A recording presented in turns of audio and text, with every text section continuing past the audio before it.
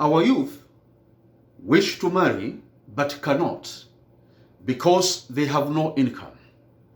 Our girls feel inadequately groomed because they have no income to do their hairstyles, buy good dresses and shoes, have their own savings, and many other things our girls and our boys need to do.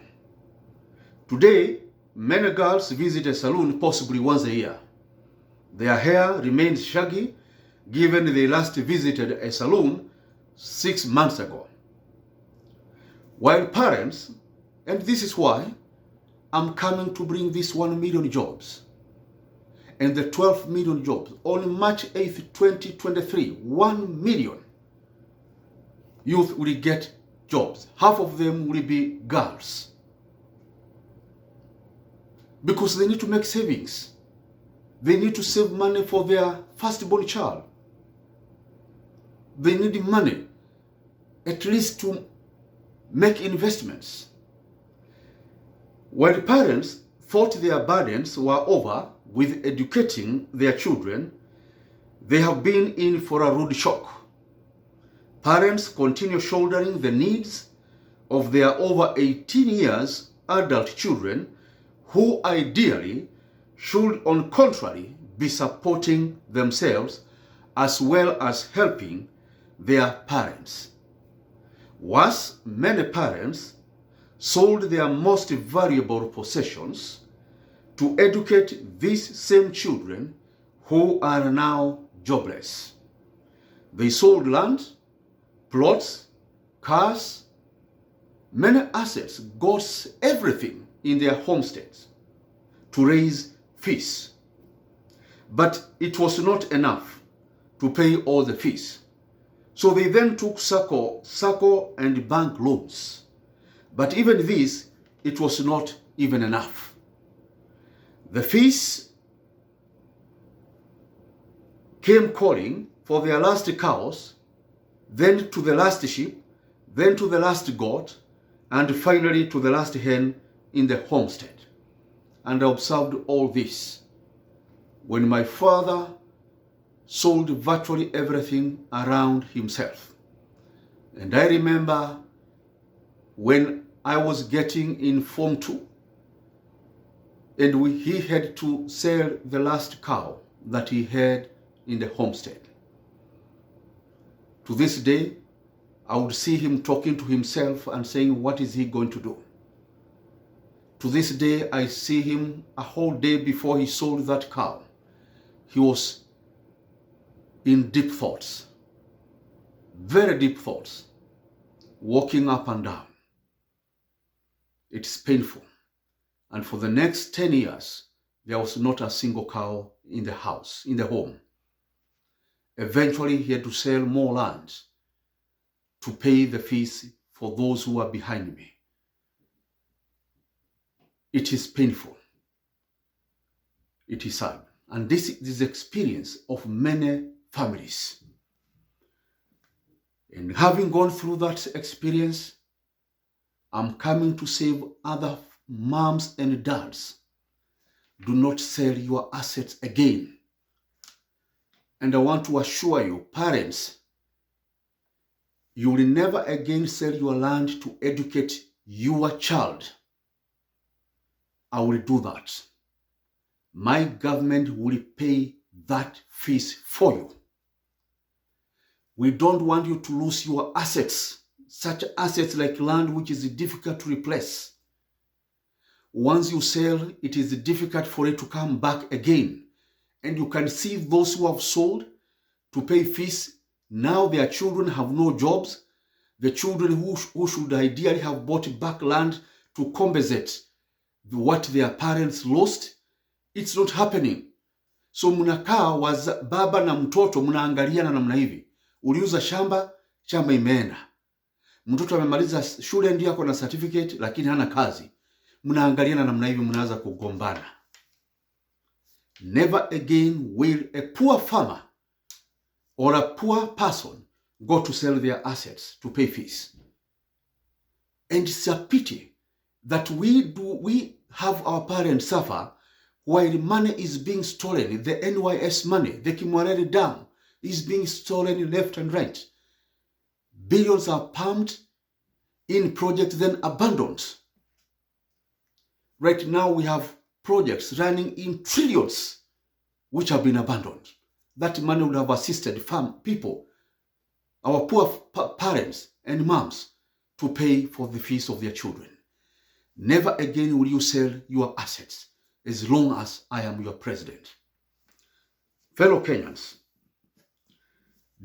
deprived of all these things, they now suffer in poverty. They hoped the children will get decent jobs, so they begin restocking their lost wealth. They did not. Deprived of everything, the parents and the children stare at each other. At home, both of them experiencing mental anguish.